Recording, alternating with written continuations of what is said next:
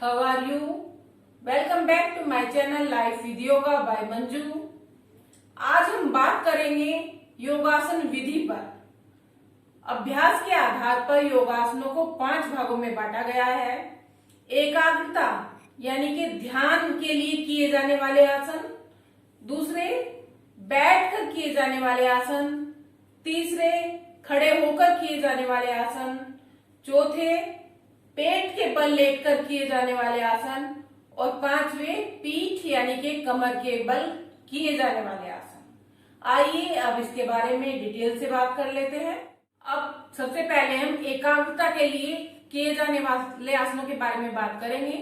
एकाग्रता के लिए किए जाने वाले आसन हम 2 प्रकार से कर सकते हैं। पहला सुखासन में बैठकर और दूसरा पद्मासन में बैठकर। पहले सुखासन में बैठने का तरीका देख लेते हैं। पहले आसन पर पैर सीधे करके बैठ जाइए, फिर दाएं पैर को घुटने से मोड़े और एड़ी को बाईं जंघा पर रखें। फिर बाएं पैर को घुटने से मोड़े और इसके नीचे रखें। आपके जो टखने हैं वे एक दूसरे के ऊपर आ जाने चाहिए। ये आपका सुखासन होगा। सुखासन एक ऐसा आसन है जिसमें आप अधिक देर तक ध्यान लगा सकते हैं। इसमें आपकी कमर गर्दन भी सीधी रहेगी और बैठने में भी आपको कोई प्रॉब्लम नहीं होगी। जब आपको अधिक देर तक ध्यान लगाना हो तो आप सुखासन में बैठ जाएं। एकाग्रता के लिए दूसरा आसन है पद्मासन। पद्मासन में बैठकर हम ध्यान लगा सकते हैं और पद्मासन में बैठकर ध्यान लगाना बहुत अच्छा माना जाता है। आइए पद्मासन में बैठने का तरीका जान लेते हैं। आसन पर दोनों पैर सीधे करके बैठें। दायां पैर घुटने से मोड़े और एड़ी को हिप पर रखें अपनी नाभि के पास। फिर बायां पैर घुटने से मोड़े और उसे भी हिप पर दूसरी तरफ नाभि के पास रखें। दोनों हाथ ज्ञान मुद्रा में। इस आसन में बैठकर ध्यान लगाने से हमें बहुत ज्यादा लाभ मिलता है। आइए अब इससे होने वाले लाभ जान लेते हैं। पद्मासन में बैठने से हमारा शरीर स्थिर रहता है। जब हम पद्मासन में ज्यादा देर तक बैठने का अभ्यास कर लेते हैं तो हमारा ब्लड पैरों की ओर कम जाता है और सिर की ओर ज्यादा जाता है। तो ये मस्तिष्क के लिए भी बहुत लाभकारी आसन है। हमारी रीढ़ सीधी रहती है। रीढ़ के लिए भी बहुत लाभकारी आसन है। पैरों के दोष दूर होते हैं। नाड़ी संस्थान के लिए भी बहुत लाभकारी आसन है। मन स्थिर रहता है। डाइजेस्टिव सिस्टम भी प्रॉपर रहता है और ध्यान लगाने में मदद मिलती है। इसीलिए पद्मासन में बैठकर ध्यान लगाना बहुत लाभकारी माना जाता है। इससे अगला आसन है वज्रासन। वज्र नाड़ी के प्रभावित होने यानी कि वज्र यानी पत्थर के समान हमारा शरीर हो जाता है। इसीलिए इस आसन को वज्रासन कहा जाता है। आइए अब इसे बैठने का तरीका जान लेते हैं। आसन पर दोनों पैर सीधे करके बैठें। दाईं ओर दोनों हाथ रखें। दोनों घुटने एक साथ मोड़ें और पीछे ले जाकर दोनों अंगूठे मिलाएं और एड़ी वाले भाग को खोलें और उसके बीच में बैठ जाएं। यह बहुत लाभकारी क्रिया है। इसे जरूर करनी चाहिए। वज्रासन में बैठने से जो लाभ होते हैं आइए उनके बारे में बात कर लेते हैं। वज्रासन में बैठने से हमारी पिंडलियों और जंघाओं पर दबाव पड़ता है, जिससे पिंडलियों पैरों के जो नर्वस सिस्टम है वो प्रॉपर रहता है। हमारा डाइजेस्टिव सिस्टम प्रॉपर रहता है। घुटने और जंघा के लिए बहुत लाभकारी है। कमर और गर्दन सीधी रहती है वज्रासन में बैठने से।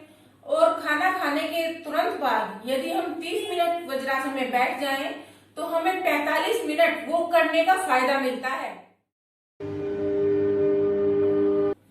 इसके बाद आता है शिथिलासन।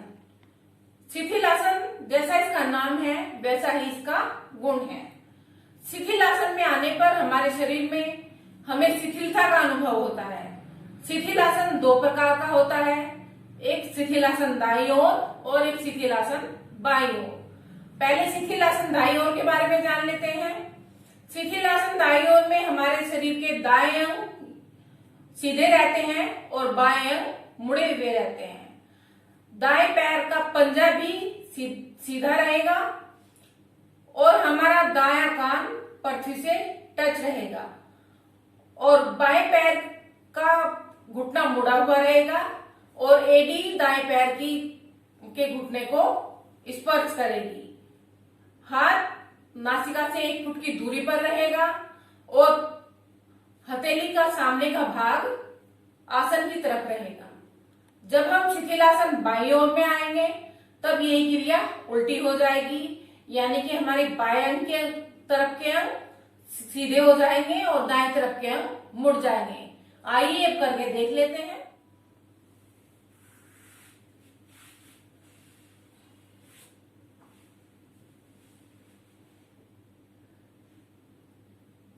ये है शिथिलासन दाईं ओर।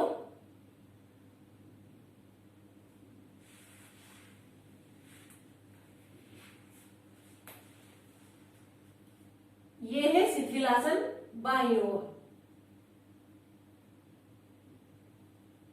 शिथिलासन को करने से हमारी थकान दूर हो जाती है। जब हम शिथिलासन करें तो हमें छोटे छोटे सांस लेने चाहिए। इस आसन को करने से हमें अगले आसन को करने के लिए एनर्जी मिल जाती है। बीपी के लिए बहुत लाभकारी आसन है। जिसका हाई बीपी रहता है वो शिथिलासन दाईं ओर करे और जिसका लो बीपी रहता है वो शिथिलासन बाईं ओर करे। आइए अब लास्ट में बात करते हैं पीठ के बल किए जाने वाले आसन, यानी कि कमर के बल किए जाने वाले आसन। इस आसन को हम शवासन भी बोलते हैं। इस आसन में हमें पूर्ण आराम मिलता है। आइए इसे करने का तरीका जान लेते हैं। आसन पर दोनों पैर सीधे करके बैठे, दाहिनी कोहनी का सहारा लें और लेट जाएं। दोनों पैरों में 1-1.5 फुट का डिस्टेंस रहे। पैरों के डिस्टेंस को इस तरह देख लेना चाहिए, अपने अंगूठे मिलाकर देखना चाहिए। अगर हमारे अंगूठे आपस में मिल रहे हैं तो सही है, अगर नहीं मिल रहे हैं तो हमारे पैरों में ज्यादा डिस्टेंस है और एक दूसरे के ऊपर चढ़ रहे हैं तो कम डिस्टेंस है। हथेलियों का रुख आसमान की ओर, पूरा शरीर सीधा, कमर गर्दन सीधी और पूरा शरीर ढीला, आंखें कोमलता से बंद और हमारा ध्यान हमारे संपूर्ण शरीर पर रहना चाहिए। आइए शवासन में लेटने के फायदे जान लेते हैं। हमें पूर्ण विश्राम मिलता है। शवासन में करने से थकान दूर होती है। हमारी जो मेंटली प्रॉब्लम होती है वे भी दूर होती हैं। अनिद्रा की समस्या भी दूर होती है। खाना खाने के बाद इस आसन को करने से हमें बहुत आराम मिलता है। इस आसन को करने से हमारी फिजिकल और स्पिरिचुअल दोनों पावर बढ़ती है। इन आसनों को जरूर करें और अपने परिवार को योगा के महत्व के बारे में जरूर बताएं। अल्कोहल और स्मोकिंग के सेवन से बचें, क्योंकि ये हमारे लिए बहुत नुकसानदायक है। जब भी घर से बाहर निकले मास्क का सही तरह से प्रयोग करें, अपना वैक्सीनेशन जरूर कराएं और मेरी वीडियो को ज्यादा से ज्यादा लाइक व शेयर करें। मेरे चैनल को सब्सक्राइब जरूर करें जिससे मेरा चैनल आगे चल सके और मेरी वीडियो पर कमेंट जरूर करें। ये जरूर बताएं कि आपको मेरी वीडियो कैसी लगी है। मैं आपके लिए नई नई वीडियो लेकर आती रहूंगी। तब तक के लिए नमस्कार।